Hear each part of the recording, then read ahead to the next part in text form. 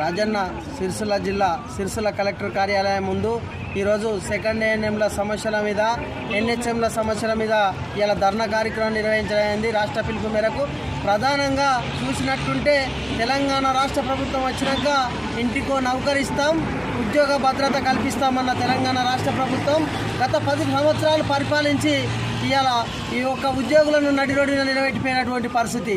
ఇవాళ చూసుకున్నట్టుంటే వాళ్ళ పిఆర్సీ 6 నెలల వేతనాలు కూడా ఆపేసినటువంటి పరిస్థితి.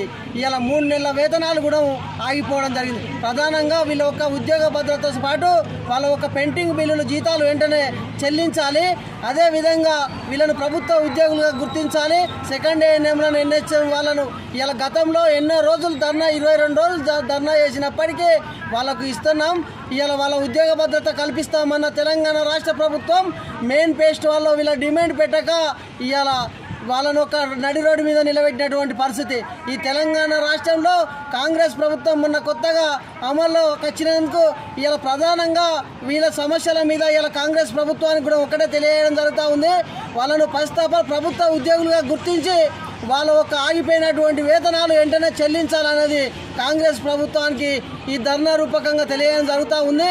అదేవిధంగా వాళ్ళకు విధులలో చనిపోయిన వాళ్ళకు ప్రమాద బీమా కానీ ఇవాళ వాళ్ళకు రిటైర్మెంట్ బెనిఫిట్స్ కానీ ప్రభుత్వ ఉద్యోగులుగా వెంటనే గుర్తించాలన్నది ఇవాళ ఎన్నో రోజులు కాకుండా కూడా మొన్న కొత్తగా పెట్టినటువంటి వాళ్ళను ప్రభుత్వ ఉద్యోగులుగా నోటిఫికేషన్ పెట్టడం జరిగింది.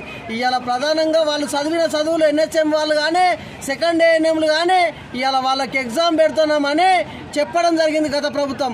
ఈ ప్రభుత్వాన్ని మేము ఒక్కటే కోరుతా ఉన్నాం, వాళ్ళని అదే విధంగా వాళ్ళని విధులలోనే ప్రభుత్వ ఉద్యోగులుగా గుర్తించి వాళ్ళు పెద్ద మనుషులు కొంతమంది ఉన్న వాళ్ళను రిటర్న్ చేయాలనేది ఈ ప్రభుత్వాన్ని కాంగ్రెస్ ప్రభుత్వాన్ని ఏఐటీసీ జిల్లా సెక్రటరీగా కోరడం జరుగుతూ ఉంది. గత 20 ఇయర్స్ నుండి మేము సెకండ్ ఏఎన్ఎంలుగా వర్క్ చేస్తున్నాం. పిహెచ్సిలలో అర్బన్ హెల్త్ సెంటర్లలో కూడా వర్క్ చేస్తున్నాము. మాకు పని భారం అనేది ఎక్కువైపోయింది, జీతాలు అనేది తక్కువైపోయింది. మాకు మేము చదువుకున్న చదివేంటి, మేము చేసే వర్క్ ఏంటి, ఆన్లైన్ అని ఆఫ్లైన్ అని మమ్మల్ని వేధిస్తున్నారు. మెంటల్ టార్చర్ అయ్యి ఒక్కొక్కరికి బీపీలు షుగర్లు పెరిగి జీతాలు లేక ఇంటి పరిస్థితులు బాగలేక ఆరోగ్యాలు బాగలేక నెట్టుకొస్తున్నాం. కానీ మాకు సరైన జీతాలు లేవు, మాకు పర్మనెంట్ అనేది లేదు. ఇన్నేళ్ళుగా మేము కాంట్రాక్ట్గానే రిటైర్మెంట్ కావాలా, మేము పర్మనెంట్ కావాలని మాకు ఉంటుంది కదా, మాకు పర్మనెంట్ చేయాలని మేము ఎన్నో తెలంగాణ ప్రభుత్వం ఉన్నప్పటి నుంచి మేము సమ్మెలు చేస్తున్నాము. 22 సంవత్సరాలుగా సమ్మె చేసినాము, ధర్నాలు చేసినా కానీ మమ్మల్ని పట్టించుకునే నాదుడే లేదు. అందరి వృత్తులలో కానీ డాక్టర్లు కానీ స్టాఫ్ నర్సులు కానీ వాళ్ళందరినీ రెగ్యులర్ చేసినట్టుగా మమ్మల్ని కూడా టెక్నీషియన్లని ఏఎన్ఎంలని అదే అకౌంటెంట్లను వీళ్ళు కూడా ఒక వర్కర్లే, వీళ్ళు కూడా పని భారం ఎక్కువైంది, వీళ్ళని కూడా పర్మనెంట్ చేయాలని ఒక ఆలోచించి మమ్మల్ని కూడా పర్మనెంట్ చేయాలని కోరుతున్నామండి.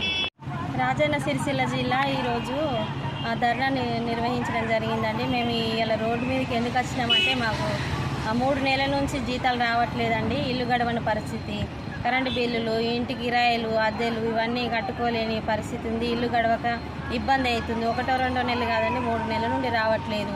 ఇప్పుడు హెల్త్ డిపార్ట్మెంట్ అంటే ఓన్లీ డాక్టర్స్ సిస్టర్స్ అన్నట్టుగానే ఉన్నది. ఇతర క్యాడర్స్ కూడా ఉన్నాయి కదా. ఇప్పుడు ల్యాబ్ టెక్నీషియన్లకు మాకు నోటిఫికేషన్ పెండింగ్ నుండి కూడా ఇప్పుడు 7 సంవత్సరాలు అవుతుంది జాబ్ నోటిఫికేషన్ పడి మేము ఎగ్జామ్ రాసి ఇంతవరకు మాకు ఉద్యోగాలు అయితే ఇవ్వలేదండి. ఇతర క్యాడర్లు ఫార్మసిస్టు కానీ డిఓలు కానీ అన్ని క్యాడర్లు ఉన్నాయి. ఎన్హెచ్ఎం అంటే ఒక్క క్యాడర్ కాదండి, అన్ని క్యాడర్లు. మరి అన్ని క్యాడర్లు ఉన్నప్పుడు అన్ని క్యాడర్లకు రెగ్యులర్ కావాలి కదా. ఇప్పుడు దాదాపు నేను ల్యాబ్ టెక్నీషియన్ నా పేరు రాని అండి. నేను ఇప్పుడు ల్యాబ్ టెక్నీషియన్ కాబట్టి మాకు అవగాహన ఉన్నంత మటుకు 1000 పోస్టులు ల్యాబ్ టెక్నీషియన్లు ఖాళీగా ఉన్నాయి. మరి సమానంగా రెగ్యులర్తో సమానంగా పనిచేసినప్పుడు ఏ ఒక్క క్యాడర్కు కూడా మాకు సమాన పనికి సమాన వేతనం ఎందుకు ఇస్తలేరు? మరి రెగ్యులర్ ఎంప్లాయీ చేసినందుకు మేము పని చేస్తలేమా? వాళ్ళతో సమానంగా చేస్తున్నప్పుడు మాకు ఎందుకు సమాన వేతనం ఇస్తలేరు? మా హక్కులను ఎందుకు కాల రాస్తున్నారు? సుప్రీంకోర్టు కూడా మాకు తీర్పు ఇచ్చింది కదా, సమాన పనికి సమాన వేతనం ఇవ్వమని. మరి మీరు ఎందుకు ఇస్తలేరు? మరి ఎవరు ఇళ్ళ నుండి ఇస్తలేరు కదా, గవర్నమెంట్ సొమ్మే కదా, మాకు కూడా ఇవ్వచ్చు కదా. మాకు మెటర్నిటీ లీవులు అనేది వర్తించేయండి.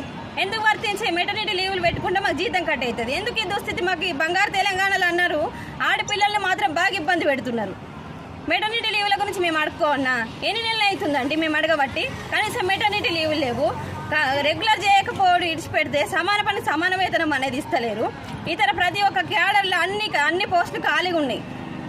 చాలా మంది పేషెంట్స్ రోజుకి పెరిగిపోతున్నారు. పని భారం ఎక్కువైతుంది. పని చేసేటోళ్ళు మాత్రం తక్కువ ఉన్నాం. ఎందుకు చదువుకొని రోడ్ల మీద పడుతున్నారు జనాలు. వాళ్ళకు ఉద్యోగాలు ఇస్తే వాళ్ళకు జీవితం మంచిగా ఉంటుంది. వచ్చిన పేషెంట్స్ కూడా ఇప్పుడు 10 మందికి ఒకరు ఉండాలి సిస్టరు, 5 మందికి ఒకరు ఉండాలని చెప్తారు WHO ప్రకారం. మరి అట్లున్నామా? మరి జనాలు పెరుగుతున్నప్పుడు మా ఉద్యోగస్తులు ఎందుకు ఇస్తలేరు? పని భారం ఎక్కువైతుంది, పేషెంట్స్ ఎక్కువైతుంది, మాకు స్ట్రెస్ ఎక్కువనే అవుతుంది. మరి జీతం ఎందుకు పెరుగుతలేదు? వాళ్ళతో సమానంగానే కూడా ఇవ్వాలి కదా. మా సమాన పనికి సమాన వేతనం ఇయ్యి. మొన్న మా సిస్టర్లకు రెగ్యులర్ అయింది, సంతోషం. మరి ఇతర క్యాడర్లకు కావద్దా? మరి ఓన్లీ సిస్టర్లు డాక్టర్లు చేస్తుర్రా పని?